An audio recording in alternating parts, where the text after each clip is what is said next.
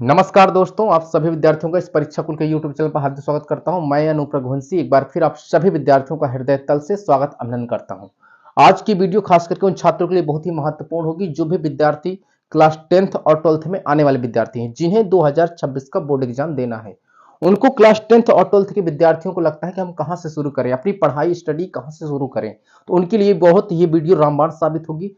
इसके पहले वाले वीडियो की बात करते हैं हम। इसके पहले वाले वीडियो में हमने साइंस सब्जेक्ट के अंतर्गत आपको बेसिक क्लास दे चुके हैं। पहले वाले वीडियो में, सबसे पहले वाले वीडियो में हमने देखा था कि विज्ञान किसे कहते हैं, विज्ञान को जो साइंस शब्द कहते हैं, साइंस शब्द की उत्पत्ति किस भाषा से हुई थी, उसका सबसे पहले खोज किसने की थी, और विज्ञान की परिभाषा पढ़ी थी, विज्ञान का वर्गीकरण पढ़ा था, और विज्ञान के भारतीय जनक कौन होते हैं, और हाँ, भारतीय जनक कौन होते हैं, इसके बारे में हमने पहले वाले वीडियो में सीखा था। सबसे पहले जाकर आप उस वीडियो को देखें। उस वीडियो का लिंक मैं डिस्क्रिप्शन में डलवा दूंगा। डिस्क्रिप्शन में आप सबसे पहले उस वीडियो को देखें। तो आपको नॉलेज होना चाहिए ना कि साइंस शब्द की उत्पत्ति किस सब देश में हुई थी, कहां से हुई थी, इसकी खोज किसने की थी, सबसे पहले इसकी परिभाषा क्या होती है, आपको सबको नॉलेज होना चाहिए। यदि आप क्लास 10th और 12th में जाने वाले विद्यार्थी, 2026 के विद्यार्थी हैं यदि आप। इसके बाद हम बात करते हैं, उसके दूसरे वाले वीडियो में हमने बात की कि साइंस का वर्गीकरण किया, जिसमें साइंस के वर्गीकरण में भौतिक विज्ञान पढ़ा। भौतिक विज्ञान को इंग्लिश में कहते हैं फिजिक्स कहते हैं। तो फिजिक्स शब्द की उत्पत्ति किसे हुई थी, कैसे हुई थी, और भौतिकी का मतलब क्या होता है, भौतिक विज्ञान के जनक कौन हुए, भौतिक विज्ञान के भारतीय जनक कौन हुए, सबके बारे में हम जानकारी दूसरे वाले वीडियो में ले चुके थे। और उसके बाद हम उस वीडियो में देखा था हमने कि रसायन विज्ञान किसे कहते हैं, रसायन विज्ञान का वर्गीकरण हाँ, रसायन विज्ञान किसे कहते हैं, कम रसायन विज्ञान को इंग्लिश में कहते हैं केमिस्ट्री। केमिस्ट्री शब्द की उत्पत्ति किस देश से हुई थी, और इसके बीच का क्या मतलब होता है, किस सबसे पहले कहां खोजा गया था। आज हम इस वीडियो में, वीडियो नंबर हमारी तीसरी है, आज हम वीडियो नंबर तीसरे में सबसे पहले बात करेंगे कि रसायन विज्ञान का वर्गीकरण। सबसे पहले हम देखेंगे रसायन विज्ञान का वर्गीकरण कैसे, इसके बाद हम देखेंगे जीव विज्ञान किसे कहते हैं, जीव विज्ञान का वर्गीकरण, जिसमें सबसे पहले बात कर लेते हैं हम रसायन विज्ञान के वर्गीकरण। रसायन विज्ञान का वर्गीकरण मुख्य रूप से 3 प्रकार से किया जाता है मेरे दोस्त। फिर से मैं कह रहा हूं, इस अगर अन लेवल देखा जाए आपको, और उच्च लेवल आपको बताया जाए, तो रसायन विज्ञान का वर्गीकरण जो हुआ था कम से कम 6 से 7 प्रकार होते हैं। आपको सिलेबस के तहत मैं बता रहा हूं, आपको 6 से 7 प्रकार नहीं पढ़ने, आपको सिर्फ इतना ध्यान देना है कि मुख्य रूप से रसायन विज्ञान का वर्गीकरण 3 प्रकार से हुआ था, जिसमें सबसे पहला है भौतिक रसायन। भौतिक रसायन को इंग्लिश में कहते हैं फिजिकल केमिस्ट्री। क्या कहते हैं मेरे दोस्त, फिजिकल केमिस्ट्री, ठीक। इसके बाद आता है इनऑर्गेनिक केमिस्ट्री। इनऑर्गेनिक केमिस्ट्री का मतलब होता है अकार्बनिक रसायन। इनऑर्गेनिक केमिस्ट्री का मतलब क्या होता है, इन कार्बनिक रसायन। इसके बाद हम बात करते हैं कार्बनिक रसायन। कार्बनिक रसायन को इंग्लिश में कहते हैं, कार्बनिक रसायन को इंग्लिश में कहते हैं ऑर्गेनिक केमिस्ट्री, ठीक मेरे दोस्त। ऑर्गेनिक केमिस्ट्री को कार्बनिक रसायन कहते हैं। सबसे पहले हम बात करते हैं भैया भौतिक रसायन के अंतर्गत, जो हाँ, फिजिकल केमिस्ट्री के अंतर्गत क्लास 12th में कितने चैप्टर हैं। यूपी बोर्ड के सिलेबस के तहत, एनसीईआरटी पैटर्न जिस भी बोर्ड में लागू है उसके तहत मैं बात कर रहा हूं मेरे दोस्त। फिजिकल केमिस्ट्री के अंतर्गत क्लास 12th के 3 चैप्टर आते हैं, जिसमें सबसे पहला चैप्टर होता है बिलियन। बिलियन को इंग्लिश में कहते हैं सॉल्यूशन, ठीक। इसके बाद आपका भैया वैद्युत रसायन। वैद्युत रसायन को इंग्लिश में कहते हैं इलेक्ट्रिक केमिस्ट्री, ठीक। तीसरा जो चैप्टर आता है रासायनिक बलगत की। रासायनिक बलगत की को इंग्लिश में कहते हैं काइनेटिक, मतलब केमिकल काइनेटिक्स, जो रासायनिक बलगत की कहते हैं, ठीक मेरे दोस्त। सब 3 चैप्टर के अंतर्गत आपको मेरे भाई भौतिक रसायन यूनिट के अंतर्गत आते हैं। फिर से एक बार रिपीट करता हूं, बिलियन और वैद्युत रसायन और फिर रासायनिक बलगत की, ये 3 चैप्टर हैं जो भौतिक रसायन की यूनिट के अंतर्गत आते हैं। अब हम बात करते हैं जो दूसरी यूनिट थी, यूनिट नंबर क्या थी, यूनिट नंबर जो थी दूसरी यूनिट, उसका नाम था अकार्बनिक रसायन। उसे इंग्लिश में क्या कहते हैं, इनऑर्गेनिक केमिस्ट्री। इनऑर्गेनिक केमिस्ट्री के अंतर्गत क्लास 12th में 2 चैप्टर आते हैं, जिसमें से एक का नाम होता है डी ब्लॉक तथा एफ ब्लॉक के तत्व। दूसरा चैप्टर जो अगला होता है, ये चौथा चैप्टर होता है डी ब्लॉक तथा एफ ब्लॉक के तत्व। पांचवा जो चैप्टर होता है उपसंयोजन यौगिक। उपसंयोजन यौगिक को इंग्लिश में कहते हैं कोऑर्डिनेशन कंपाउंड।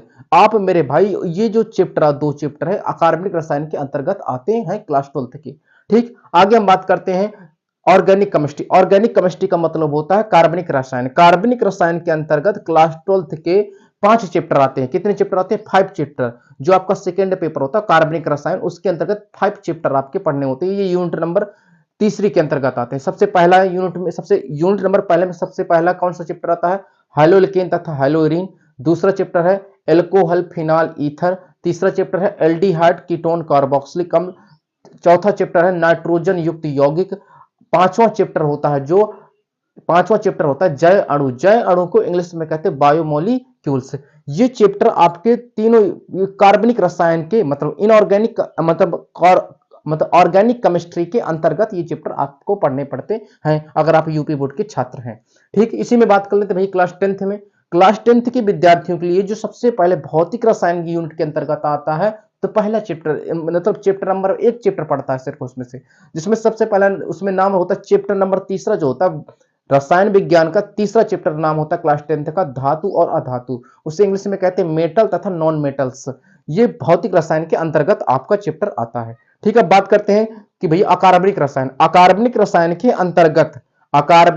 के अंतर्गत क्लास 10th के विद्यार्थियों के लिए 2 चैप्टर आते हैं, जिसमें से सबसे पहले चैप्टर का नाम होता है रासायनिक अभिक्रिया एवं समीकरण। ये पहला चैप्टर जो होता है आपका अकार्बनिक रसायन के अंतर्गत आता है। फिर दूसरा चैप्टर नाम होता है अम्ल क्षार तथा लवण। अम्ल क्षार जो लवण होता है ये अकार्बनिक रसायन के अंतर्गत ही आता है क्लास 10th के विद्यार्थियों के लिए। ठीक, अब हम बात करते हैं भाई कार्बनिक रसायन। कार्बनिक रसायन के लिए क्लास जो 10th का विद्यार्थी होता है, कार्बनिक रसायन के अंतर्गत जो क्लास 10th के विद्यार्थी के लिए चौथा चैप्टर होता है जिसमें रसायन विज्ञान का कार्बन एवं उसके यौगिक, ये इसके अंतर्गत आता है। ठीक है मेरे भाई, अब हम बात करते हैं इस पर। ठीक, सबसे पहले हमने क्या किया, रसायन विज्ञान का वर्गीकरण। रसायन विज्ञान के वर्गीकरण को इंग्लिश में कहा जा सकता है types of chemistry. Types of रसायन विज्ञान का हमने वर्गीकरण किया 3 प्रकार से। भौतिक रसायन को इंग्लिश में क्या कहते हैं, फिजिकल केमिस्ट्री। और अकार्बनिक रसायन को इंग्लिश में क्या कहते हैं, इनऑर्गेनिक केमिस्ट्री। क्या कहते हैं, इनऑर्गेनिक केमिस्ट्री। और कार्बनिक रसायन को कहते हैं मेरे भाई ऑर्गेनिक केमिस्ट्री। सबसे पहले बात करते हैं कक्षा 12 में हमने क्या कहा था आपसे, कक्षा 12 में पाठ 3 आते हैं, मतलब चैप्टर 3 होते हैं। कक्षा 12 में जो अकार्बनिक रसायन के अंतर्गत आते हैं वो 2 चैप्टर आते हैं, और कक्षा 12 में ही कार्बनिक रसायन के अंतर्गत 5 चैप्टर आते हैं। ठीक, इसके बाद बात करते हैं हम कक्षा 10। क्लास 10th के विद्यार्थियों के लिए जो फिर भौतिक रसायन से जो चैप्टर आता है सिर्फ पाठ एक, मतलब पाठ जो होता है एक आता है, सिर्फ एक चैप्टर होता है उसमें। ठीक, अकार्बनिक रसायन के अंतर्गत जो क्लास 10th के विद्यार्थी को 2 चैप्टर आते हैं, जिसमें से आपको मैंने बता रखा भी। ठीक मेरे भाई, इस कार्बनिक रसायन के अंतर्गत कक्षा 10 का सिर्फ एक चैप्टर आता है। सबसे पहले बात करते हैं कि भाई रसायन विज्ञान का जब आपने वर्गीकरण किया तो भौतिक रसायन किसे कहते हैं, मतलब फिजिकल केमिस्ट्री किसे कहते हैं। तो फिजिकल केमिस्ट्री की बात कर लेता हूं। रसायन विज्ञान की वह शाखा, ध्यान सुनना, फिजिकल केमिस्ट्री किसे कहते हैं, रसायन विज्ञान की वह शाखा जिसके अंतर्गत, ये रसायन विज्ञान की वह शाखा जिसमें अभिक्रियाओं के वेग का अध्ययन किया जाता है, उसे भौतिक रसायन कहते हैं। एक बार फिर से मैं रिपीट करना चाहूंगा मेरे भाई, रसायन विज्ञान की वह शाखा जिसके अंतर्गत या जिसमें अभिक्रियाओं का अध्ययन किया जाता है उसे क्या कहते हैं, उसे भौतिक रसायन कहते हैं। तो समझ में नहीं है, थोड़ा बताइए मेरे भाई। मैं एक उदाहरण दे रहा हूं, इस साइड आपको जगह थोड़ी सी खाली है। ये एक आपका पात्र है, ये क्या है, आपके पास बर्तन है। इस बर्तन में मेरे भाई ये जल है, इसमें मैंने क्या घोल दिया, जल है मेरे पास। क्या है मेरे भाई, जल। ये जब जल है तो मेरे दोस्त जल है, ये क्या है, जल। इस जल में मैंने क्या डाल दिया, जल में मैंने डाल दी चीनी। क्या डाल दी, चीनी। अब मेरे भाई ध्यान से सुनना, जो आपको अभिक्रिया का वेग नहीं समझ में आ रहा, मैं बता रहा हूं आपको, जल में ये जो चीनी है, ये चीनी के कण है, ये चीनी के कण, जल में चीनी के कण किस वेग से घुल रहे हैं, मतलब कितनी जल्दी घुल रहे हैं, कितना समय लेंगे। तो मेरे भाई चीनी के कण जल में जब घुलेंगे, इस अभिक्रिया के वेग को मापते हैं भौतिक रसायन के अंतर्गत। नहीं आया समझ में, एक और एग्जांपल लो। ठीक मेरे दोस्त, मैं कह रहा हूं फिर से, मैं कह रहा हूं, एक आप मान लेते हैं एक रास्ते से जा रहे हैं आप, उस रास्ते में आपको जब जा रहे थे बाइक से जाना है आपको, 1 घंटे के में 60 किलोमीटर का रास्ता है, 1 घंटे में तय करना है। अगर उस 1 घंटे में 60 किलोमीटर आपको बाइक से जाना है तो उसमें ब्रेकर की संख्या 2 है। ठीक, मान ली ब्रेकर की संख्या 2 है, तो आप 1 घंटे में 60 किलोमीटर चल सकते हैं। यदि 1 घंटे में 60 किलोमीटर ही जाना है और उसमें ब्रेकरों की संख्या, जो ब्रेकर होते हैं रोडों में बने होते हैं, रोड में जो होते हैं, तो उस अगर ब्रेकर की संख्या बढ़ा दी, जब मान ली उस ब्रेकर की संख्या मैंने 40 कर दी, अब बताओ आप 1 घंटे में पहुंच जाएंगे, 60 किलोमीटर चल लेंगे, बाइक से चले जाएंगे ना, है नहीं जा सकते ना, आपको ब्रेक बार बार मारना पड़े, ब्रेकर आएगा तो आपको धीमी करनी पड़ेगी गाड़ी। तो आपने वेग में कमी किया कि नहीं किया। ये जो वेग में कमी करना और वेग को बढ़ाना, ये क्या किसके अंतर्गत, किस यूनिट के अंतर्गत आता है, ये भौतिक रसायन के अंतर्गत आता है। ठीक है मेरे भाई, अब मैं आशा करता हूं कि आपको समझ में आ गया होगा। अब हम आगे बात करते हैं अकार्बनिक रसायन।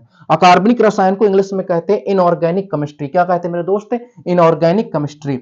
रसायन विज्ञान की वह शाखा जिसमें, रसायन विज्ञान की वह शाखा जिसके अंतर्गत या जिसमें अकार्बनिक तत्व अकार्बनिक तत्व उनकी प्रकृति एवं उनसे बनने वाले यौगिकों का अध्ययन किया जाता है, उसे अकार्बनिक रसायन कहते हैं। मेरे भाई फिर से एक बार रिपीट करूंगा, रसायन विज्ञान की वह शाखा जिसमें अकार्बनिक तत्व, उनकी प्रकृति एवं उनसे बनने वाले यौगिकों का अध्ययन किया जाता है, उसे अकार्बनिक रसायन कहते हैं। इसका मतलब क्या है भैया?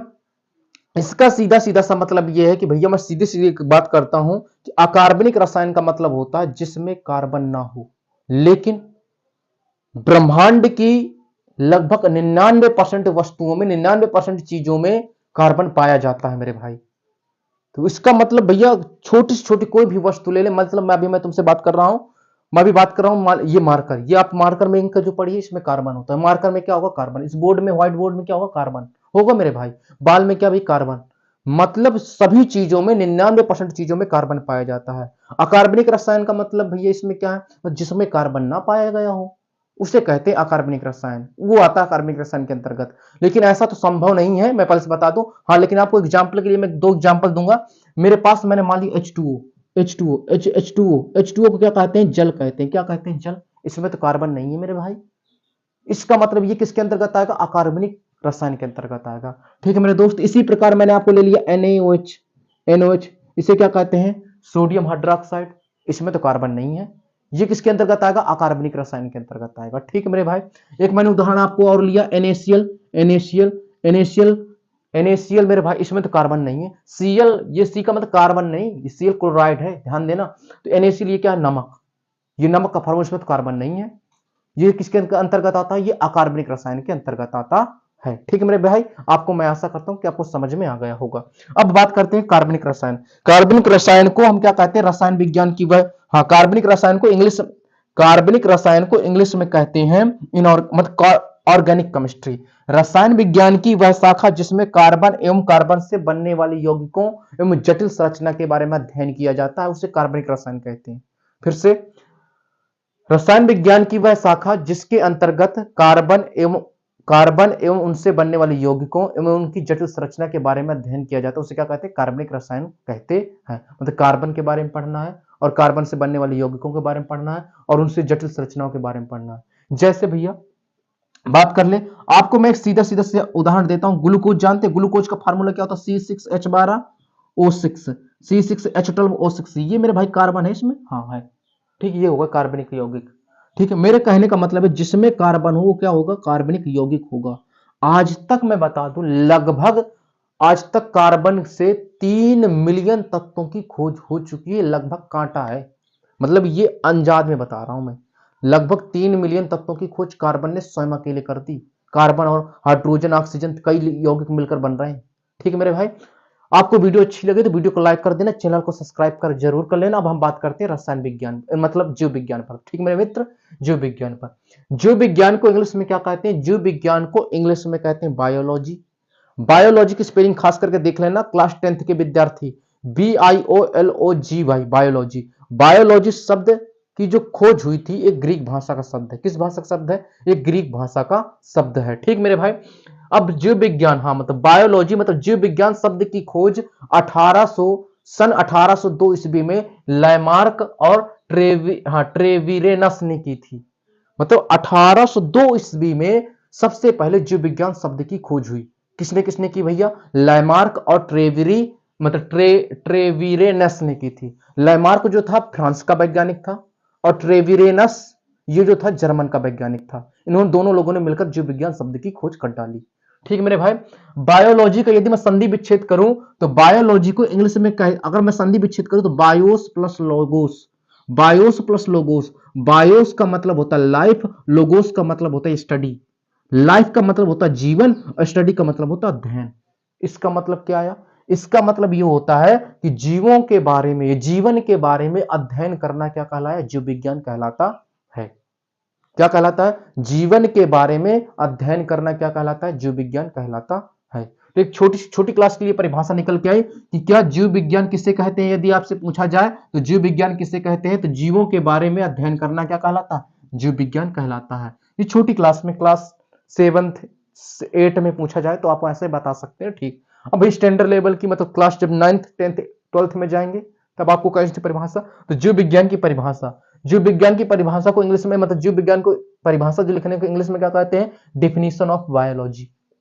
क्या कहते हैं, बायोलॉजी, ठीक, डिफिनीशन ऑफ बायोलॉजी। विज्ञान की वह शाखा जिसके अंतर्गत समस्त जीवधारी, मतलब विज्ञान की वह शाखा जिसके अंतर्गत समस्त जीवधारी एवं पेड़ पौधों का अध्ययन किया जाता है उसे जीव विज्ञान कहते हैं।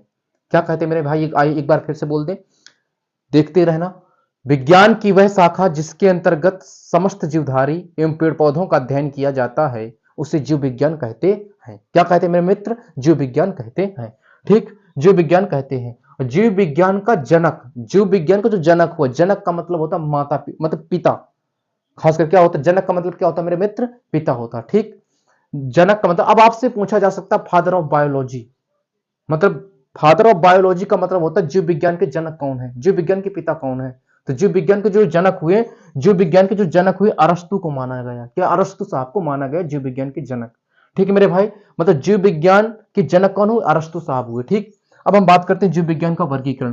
जीव विज्ञान का वर्गीकरण मतलब types of biology, types of biology. जीव विज्ञान का जब वर्गीकरण किया गया दो प्रकार से हुआ, बॉटनी, बॉटनी का मतलब वनस्पति विज्ञान, और जूलॉजी, जूलॉजी का मतलब जंतु विज्ञान। वनस्पति विज्ञान किसे कहते हैं, वनस्पति विज्ञान किसे कहते हैं, जीव विज्ञान की वह शाखा, ध्यान सुनना, जो मैं बोल रहा हूं वो यही इसमें लिखा है, जीव विज्ञान की वह शाखा जिसके अंतर्गत पेड़ पौधों के बारे में अध्ययन किया जाता है उसे वनस्पति विज्ञान कहते हैं। क्या कहते हैं मेरे मित्र, एक बार फिर से, जीव विज्ञान की वह शाखा जिसके अंतर्गत पेड़ पौधों के बारे में अध्ययन किया जाता है उसे क्या कहते हैं, वनस्पति विज्ञान कहते हैं। वनस्पति विज्ञान को क्या कहते हैं, इंग्लिश में बॉटनी कहते हैं। इसके जो, हाँ, वनस्पति विज्ञान के जो जनक हुए, वनस्पति विज्ञान की जिन्होंने खोज की, जिनके मतलब वनस्पति विज्ञान के जो जनक हुए उन्हें थियोफ्रेस्टस के नाम, थियोफ्रेस्टस उनका नाम था, थियोफ्रेस्टस वनस्पति विज्ञान के जनक कहलाते हैं, ठीक मेरे मित्र। जनक कौन हुए वनस्पति विज्ञान के, थियोफ्रेस्टस, थियोफ्रेस्टस, जिन्हें वनस्पति विज्ञान का जनक माना गया, ठीक। अब बात करते हैं जंतु विज्ञान। जंतु विज्ञान किसे कहते हैं, जीव विज्ञान की वह शाखा जिसके अंतर्गत, जीव विज्ञान की वह शाखा जिसके अंतर्गत जीवों के बारे में अध्ययन किया जाता है उसे जंतु विज्ञान कहते हैं। क्या कहते हैं, जंतु विज्ञान कहते हैं। जंतु विज्ञान को जनक, मतलब जंतु विज्ञान का जो जनक माना गया अरस्तु साहब को माना गया मेरे भाई। क्या कहते हैं, जंतु विज्ञान का जो जनक माना गया किसको माना गया, अरस्तु साहब को माना गया। क्लास 12th में जीव विज्ञान के 14 चैप्टर, मतलब 14 चैप्टर होते हैं, एनसीईआरटी पैटर्न, जो यूपी बोर्ड के छात्र होंगे उनके लिए।